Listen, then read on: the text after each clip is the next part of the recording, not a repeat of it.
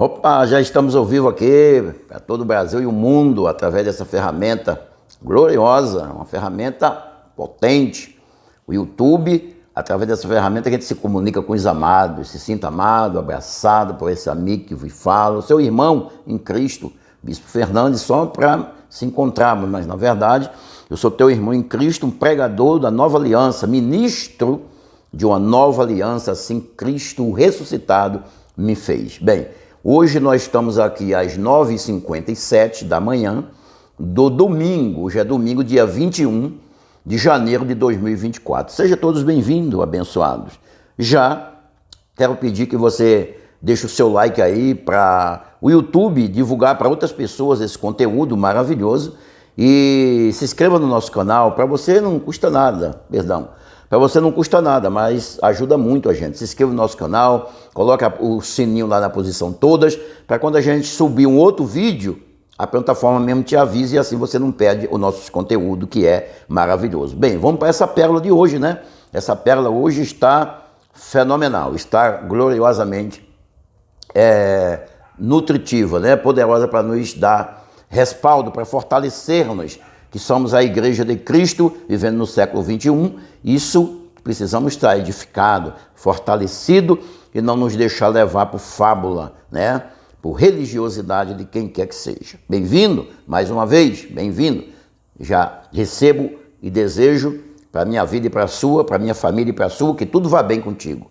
Esteja reinando em vida, olhos iluminados, mente de Cristo ativada. Eu oro e recebo isso para compreenderes o que vai ser falado aqui. Para saídes das arapucas, das armadilhas, dos engoldos, dos enredos, salvação na tua mente. Salvação na tua mente. O que eu prego é um conhecimento que Abacuque, no seu livro, capítulo 2 de Abacuque, deixa eu ver aqui que me parece que tem um fiozinho aqui, me perdoa aí. Agora sim. Abacuque, no seu capítulo 2, no versículo 14, ele já profetizou dizendo: e haverá um tempo em que o conhecimento, a terra vai se encher do conhecimento da glória de Deus, como as águas cobrem o mar. Bem, é esse conhecimento que eu estou pregando, é esse conhecimento que foi revelado ao apóstolo Paulo em Gálatas, capítulo 3, versículo 23, nós não vamos ler ele, mas é esse conhecimento, é essa fé que educa, que dá firmeza. O evangelho da incircuncisão, inclusive lá na plataforma, quando você entra lá na nossa plataforma, o cabeçalho em cima, aquela foto da capa, tem um nome destacando: o Evangelho da Incircuncisão. Em Cristo já sois batizado, santificado, glorificado, ressuscitado, abençoado. Ele fez tudo isso lá no Calvário, em favor da humanidade, na qual estás inserido hoje, vivendo a humanidade. Vamos lá. Então, alguns me perguntam assim: meu irmão, já como você diz que tudo se cumpriu, que a Bíblia hoje é um livro histórico, que conta uma história que aconteceu até os anos 70, temos proveito em viver hoje através das Escrituras? O que você acha? Primeira coisa, você vê um outro abençoado pregando esse pacto que tem bastante graças, né? Que os olhos do entendimento da humanidade estão despertando, e ele prega algo diferente de mim, não tem nada errado, tá? Que em graça é assim, olha, o fundamento, o apóstolo Paulo disse assim: eu coloquei a pedra, mas outro edifica. Eu não vou edificar, mas outro edifica. Agora, veja como cada um edifica. Então eu sou o outro que estou edificando. E eu vejo como eu vou edificar. Porque o que entrou na minha mente, a minha iluminação é para uma direção, mas a iluminação do outro pode ser para outro lugar. A iluminação do outro é só para dizer que todo mundo está fora da graça. E ele prega a graça, não tem nada a ver com isso. A iluminação do outro é para dizer que você não tem proveito nenhum. Você vem aqui com a vida escrita, determinada, e você vive pobre e vai morrer pobre e não tem problema nenhum. Mas isso o fundamento é que você não tem pecado, não há diabo, não há inferno. Você é um abençoado. Certo? Isso não tem problema nenhum. Agora, se o cara pregar que você precisa fazer voto, precisa ser dizimista, que você precisa dar para receber dinheiro, dá para receber, e que você pode perder a sua salvação e ir para o inferno, isso aí é arapuca, é cilada, cai fora. Agora, se o cara prega a graça, olha, não tem inferno, não tem diabo, não tem pecado, você é santificado, é a igreja perfeita. Pronto. Mas se você é um pobre, você vai morrer pobre. Também não tem problema nenhum. É o que ele entendeu. Entende isso? Se você acha que não é com você, vai para outro lugar, assiste outro, vê outro. O meu evangelho tem resultado, sim. E não foi invenção minha, é que eu sou iluminado para isso. O abençoado lá não é para isso, é para outra coisa. E ele não está errado, não. Mas a minha iluminação é para dizer que você tem proveito das Escrituras, mesmo ela estando vencida. Vamos crescer em graça, vamos crescer nesse conhecimento, vamos ser edificados nesse conhecimento. Então, para te provar, para te dar um respaldo pouco, mas haja um respaldo, de que tudo já se cumpriu, eu quero ler Mateus com você. Mateus. Livro histórico de Mateus, tá? Mateus não é Novo Testamento e Mateus não é Evangelho. É um livro que conta a história do Nazareno. Mateus, Marcos, Lucas e João são livros históricos. Conta a história, a trajetória de Jesus de Nazaré na terra, do seu nascimento até a sua ressurreição. Ok? Então são livros de história, que conta a história. Então vamos lá. Mateus 24, versículo... Eu quero o 34, mas vamos ler do 32 para dar luz no teu entendimento. Eu quero jogar mais luz aí. Vamos lá. Aprendei, pois, esta parábola da figueira, disse ele. Quando veres o seu ramo se tornarem terros e brotarem folhas, saiba que está próximo o verão. Jesus falando isso para os judeus era mamão com açúcar. Por quê? Porque a cultura de Israel na época era só. Hoje é muito diferente, a tecnologia cresceu, não quero me espalhar nisso, é muito diferente. Mas na época, a cultura de Israel, o 99% da cultura de Israel era trigo e azeite. Então falar de azeitona para Israel, para o judeu, era mamão com açúcar, eles entendiam muito bem. Então ele falou, quando você ver o seu ramo se tornar terro, o que é terro? Verde, cria uma potência, as pontinhas dos galhos engorda, bota uma folha verde diferente. Vocês sabem que o verão está chegando, e o verão está chegando, vai ter fruto. Não é assim? É colheita. Então, aí no 34 ele diz assim, no 33, quando vocês verem todas essas coisas, sabei que eu estou às portas. 33. Igualmente, quando verde todas essas coisas, sabei que ele está próximo, já está às portas. Ele está próximo, já chegando na porta, ou é 2000 anos depois? Está batendo na porta, já está chegando. Os judeus entenderam tudo isso. Agora o 35, o 34. Em verdade vos afirmo, ele está afirmando aqui na minha versão. Na sua pode estar dizendo, em verdade vos digo. Ele está dizendo e ele não mente, ele não é verdadeiro. Ele não é mentiroso. Em verdade, eu vos afirmo, ou vos digo, que não passa essa geração sem que venha o Filho do Homem. Não passa essa geração sem que todas essas coisas se cumpram, ou todas essas coisas aconteçam. Então, esta geração abençoada é a geração dele. Ele tinha 30 anos, 33, né? Foi para a cruz com 33 anos. Uma geração é 40 anos, abençoado. Uma geração é 40 anos. Com 30, 70, em 70, tudo se cumpriu. O general Tito, que era o manda-chuva de Roma, entrega o poder para o seu filho, Nero César. Nero César se levanta, é aquela profecia de João, a besta que se levanta do mar de pessoa, escraviza Israel, derruba o templo, acaba o sacerdote, todas as coisas se cumpriram, inclusive as escrituras. Aí é estabelecido definitivamente a nova aliança. Entende? O novo pacto. O velho acabou, o novo foi implantado ali no ano 70. Então, tudo já se cumpriu.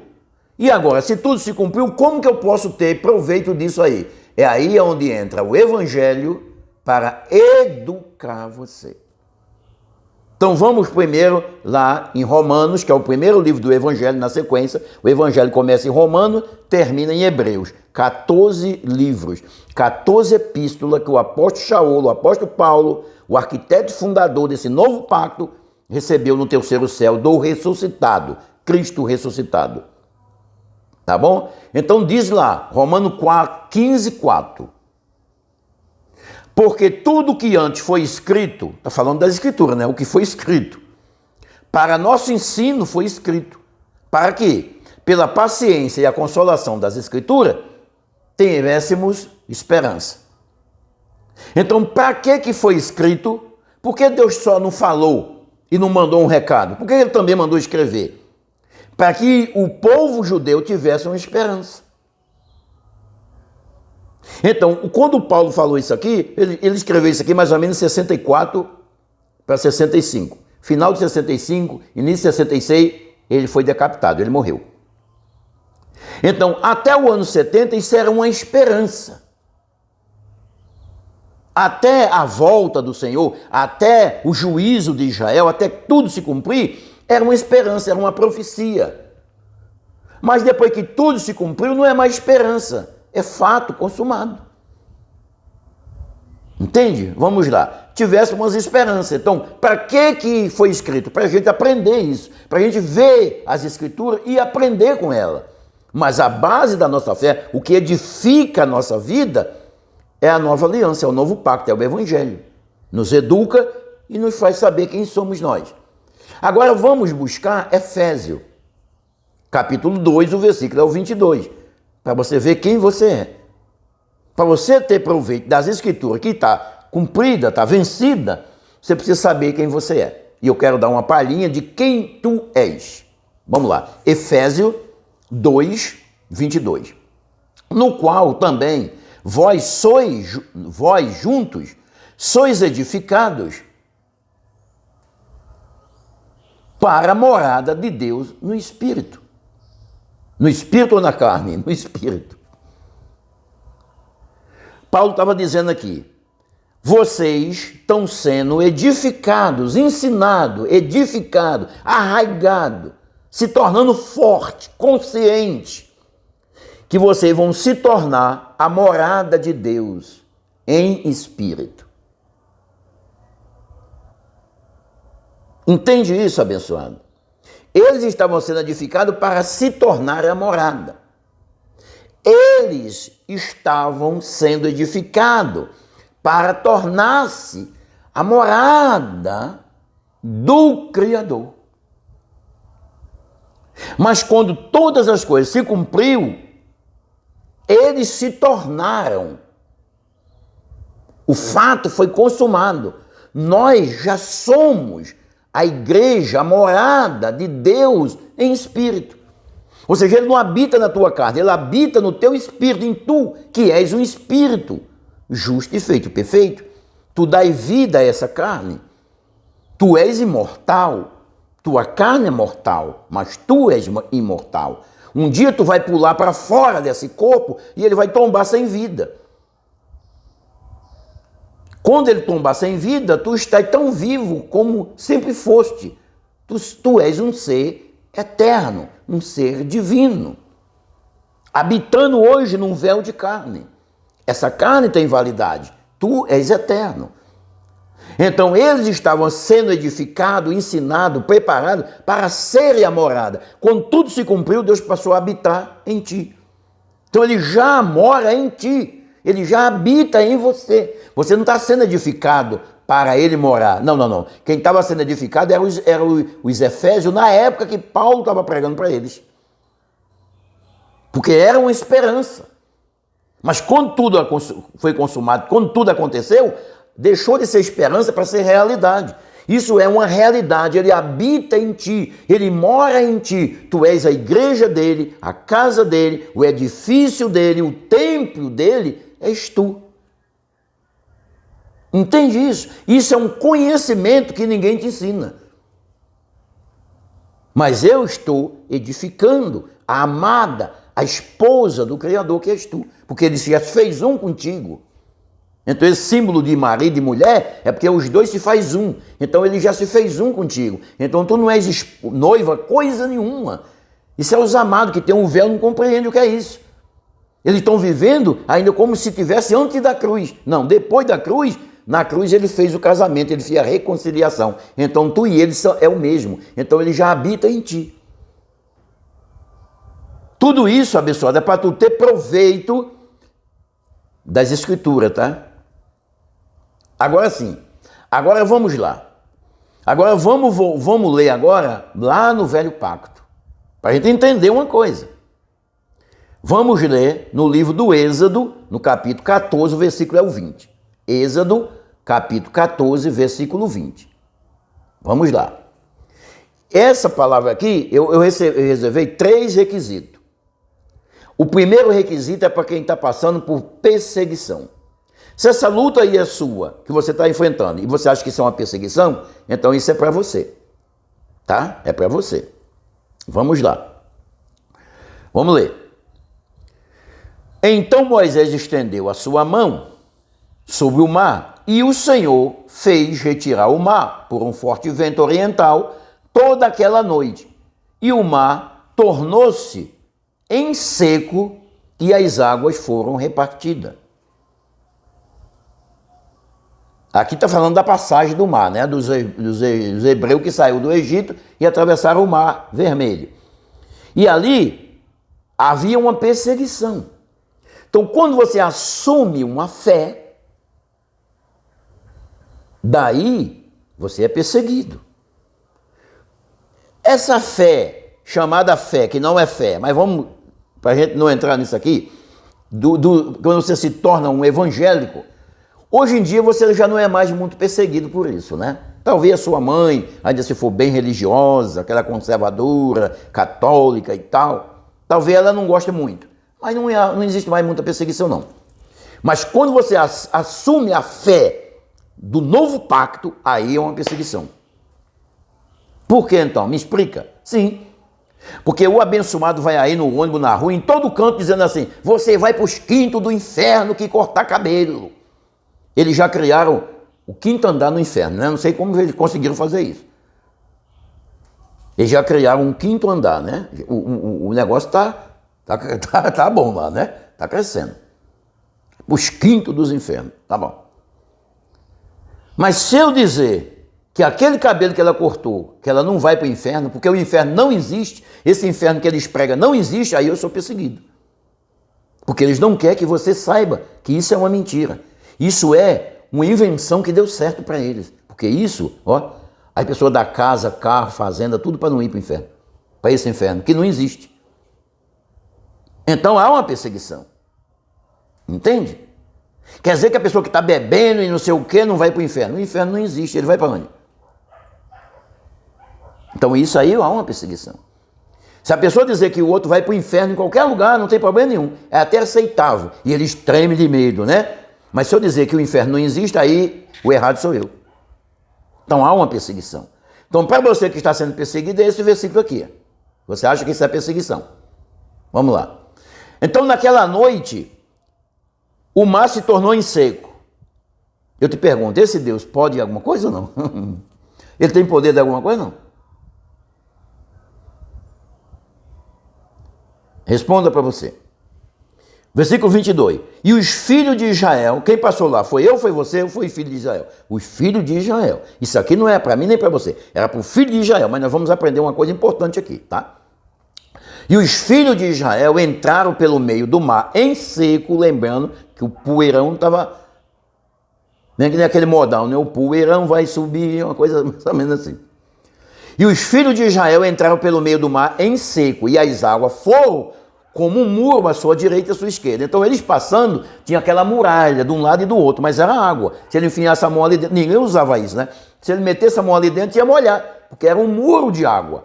Eu te pergunto, eita, que Deus poderoso, hein? Lá no sistema já estava falando labachura e canta e rala, né? Que é outra mentira, né? Então vamos lá. Tem poder ou não esse Deus? Para fazer, olha o que ele fez aqui. Isso é uma obra, o quê? De uma magnitude, o quê? Estupendo. Não tem palavra. Tem palavra no teu vocabulário humano, tem palavra para descrever isso aqui? O mar se abriu uma muralha lá, outra muralha cá de água. e o meio ficar seco. Olha que coisa tremenda, abençoado.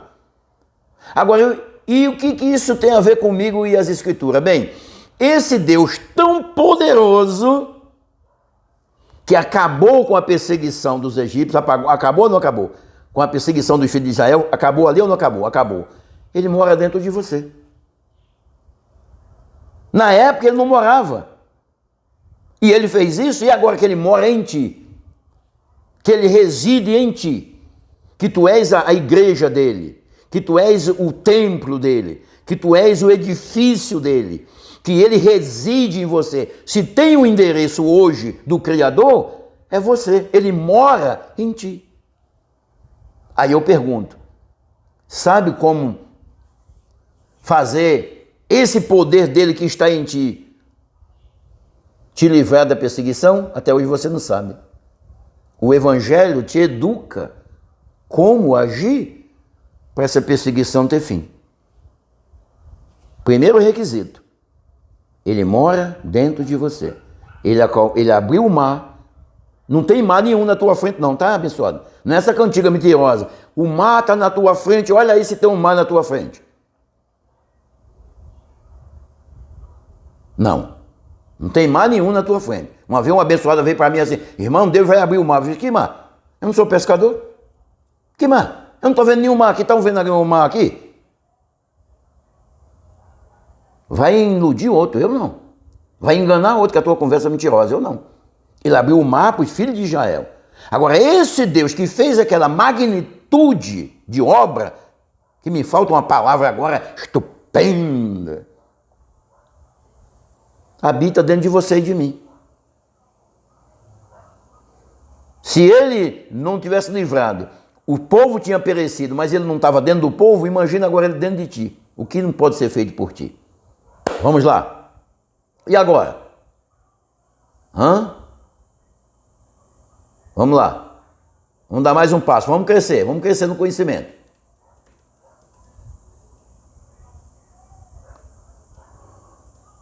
Vamos crescer no conhecimento. Vamos ler agora livro de João, livro histórico de João. Vamos ler o livro histórico de João, no capítulo 5, o versículo é o versículo 7. Vamos lá. E o enfermo, agora, esse outro quesito aqui, o tópico, como queira chamar, os teólogos, assim, eu preparei 3 tópicos. Vamos lá, tópico. É para quem está passando por um problema de doença, enfermidade. Vamos lá. Nas enfermidades. E o enfermo respondeu-lhe, Senhor, não tenho homem algum que quando as águas é agitada me coloque no tanque. Mas enquanto eu vou descer, desce outro antes de mim. Então é aquela passagem lá do tanque do alpendre de Salomão, que tinha um homem ali que fazia muito tempo esperando o movimento das águas, porque de ano em ano vinha um anjo, agitava a água, e o primeiro que descesse era curado. E ele via aquela água ser agitada por várias vezes, porque diz a história, quando ele estava ali há muito tempo, e ele diz agora a Jesus. Jesus chega perto, olha para ele e diz assim, tu quer ser curado? É? Aí ele conta essa história. Ele se faz de vítima. É isso que o sistema quer, que você seja uma vítima, que você tem culpa. Mas vamos lá. Senhor, eu não tenho homem nenhum, eu não tenho quem me ajude. Quando eu vejo as águas ser agitadas, mas eu sem poder andar, que vou tentar, tem gente aqui, ó, esperando. Ó. Aí joga o amigo dele lá, vai outro antes de mim. Eu não tenho ninguém que me coloque no tanque. Olha o versículo de número 8. Então disse-lhe Jesus, levanta-te, toma a tua cama e vai para a tua casa. E aquele homem, acredito eu assim, vamos conjecturar um pouco, podemos fazer isso. Ele bota as mãos no chão, experimenta e encontra força. Vai se erguendo e vai encontrando fortaleza, fica de pé, pega a cama, bota nas costas e vai para casa. Será se tem poder aí ou não? Para você que está se sentindo enfermo e não tem ajuda. Os médicos não estão podendo te ajudar, porque tu já tomou todas, né? Todas o quê? Todas as receitas que ele passou, tu comprou e tomou. E até hoje tu tá aí, né? Tu não tem encontrado nenhuma ajuda. Mas eu quero dizer a tu, esse Deus que fez o homem levantar e andar 38 anos numa cama, sem ninguém para lhe ajudar, habita dentro de você. Tu és o templo, a morada, a residência de Deus, o endereço de Deus. Se eu quisesse escrever uma carta para Deus, eu ia escrever uma carta para ti. Eu escrevo uma carta para Deus, Maria José do Nascimento, tão, na rua tal, número tal. Pronto. Porque esse é o endereço de Deus a ti. Tu és o templo de Deus. Tu és a morada de Deus. Ele habita em você. Então, esse Deus que curou esse homem mora dentro de ti, abençoado. Abençoada. Agora, o Evangelho te educa como fazer, como agir, não é fazer, você não tem que fazer nada. Como eu devo me comportar, qual comportamento que eu devo ter para eu levantar e andar. O Evangelho te educa. Escreve nos comentários. O Evangelho te educa. Vamos lá? Vamos mais uma. Vamos ver agora na escassez. Vamos ver na escassez. Abençoado, a escassez não tem nada a ver com o governo, tá? É claro que se o governo é voltado para a humanidade, as coisas fluem melhor. Mas mesmo o governo voltado para a humanidade, tem pessoa pedindo dinheiro na rua? Tem pessoa sem comida? Não tem jeito, abençoado. Porque a pobreza, a miséria não depende de governo. Depende do comportamento da pessoa. Ela não sabe se comportar, pronto. Então vamos lá. Agora é para a escassez financeira, tá? Gênesis capítulo 24, versículo 1. É só para você ver e ter uma ciência. Isso aqui não é para edificação de fé não, tá? A edificação da tua fé está no Evangelho, que educa. Mas sem esse Evangelho que educa, a gente não enxerga isso aqui. Aí quando o pastor lá ora, aí ele vai orar para Jesus te curar. Ele não diz que esse Deus que curou o homem mora dentro de você, porque ele não sabe disso. É cego guiando cego. Não é cego físico, tá? É cego espiritual. Gênesis capítulo 24, versículo 1. E era Abrão já velho e avançado em idade, 100 anos, ou mais de 100. Diz que ele morreu com 120 anos, se não me falha a memória, 118, uma coisa assim. Ele já era velho, avançado na idade. Aí diz aqui que ele estava mendigando, né? Que ele estava dentro dos ônibus, pedindo ajuda. Dentro dos metrô. Olha o que diz aqui. E ele já era velho e avançado em idade. E o Senhor, o Deus que abriu o mar, depois dele, né? O Deus que curou o paralítico, depois dele, olha o que fez com ele. Havia abençoado em tudo. Em quê?